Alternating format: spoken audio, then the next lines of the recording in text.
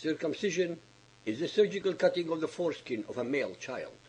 Neither the Hebrew Bible nor the New Testament mention female circumcision, but there are many texts in these two books on male circumcision. Dear listeners, as you all know, Muhammad considered Abraham and Ishmael as the exemplars and the foremost Muslims, that is, believers in the one and only God. Yet, the most incredible fact is the total and most astounding omission in both his Quran and Sunnah regarding Abraham's subject of circumcision. Very strangely, there is no reference at all to either male or female circumcision in the Quran.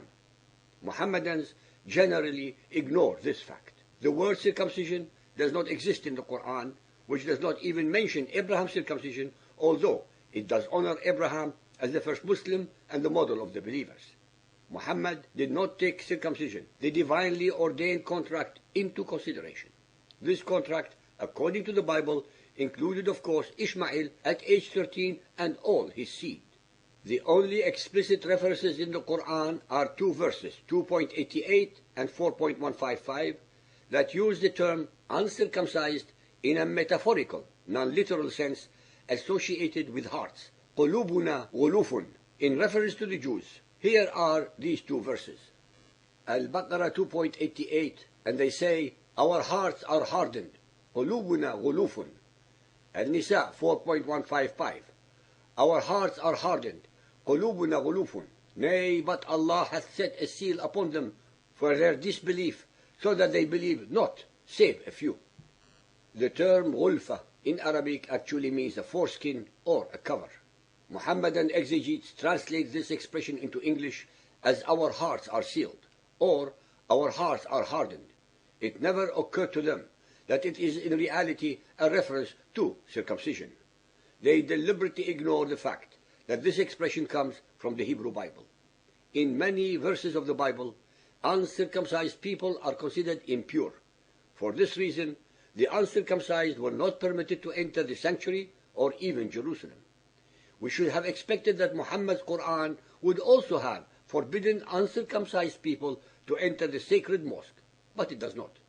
In the tradition of the Jews as ordained in the Torah, it is an imperative that every male child in the family should be circumcised, since it represents the affirmation and continuity of the covenant between the Almighty and His chosen people, the Israelites, as shown in the following verses from the Torah.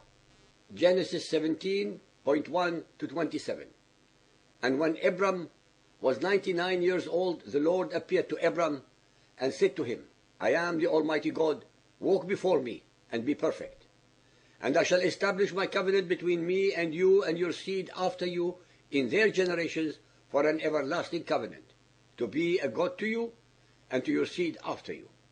And I will give to you and to your seed after you the land where you are a stranger, all the land of Canaan for an everlasting possession. And I shall be their God. And God said to Abraham, you shall keep my covenant, therefore, you and your seed after you in their generations. Every male child among you shall be circumcised, and you shall circumcise the flesh of your foreskin, and it shall be a sign of the covenant between me and you. And he who is 8 days old shall be circumcised among you.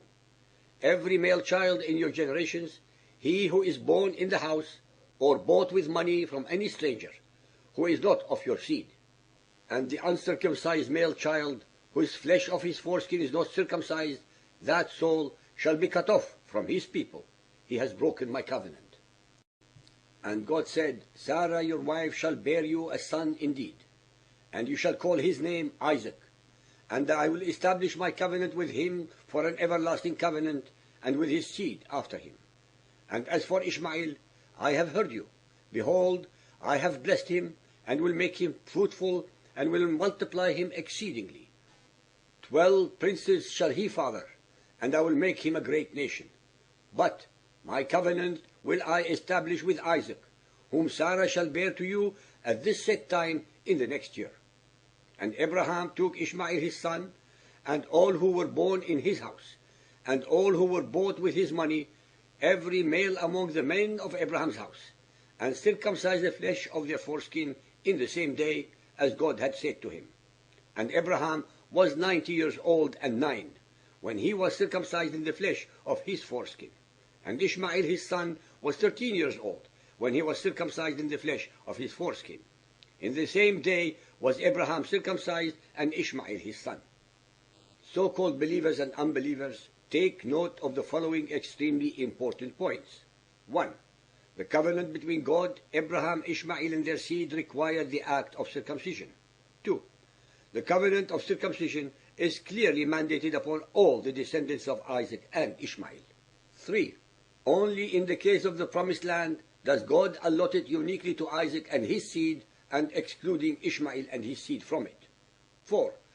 While the Israelites and their descendants, the Jews, diligently and against all odds kept God's covenant for the following 2,500 years, the alleged descendants of Ishmael, the Arabs, suffered a unique case of national amnesia.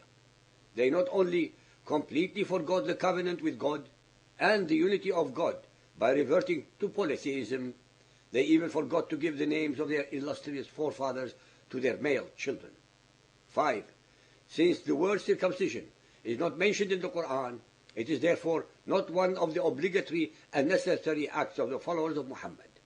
6.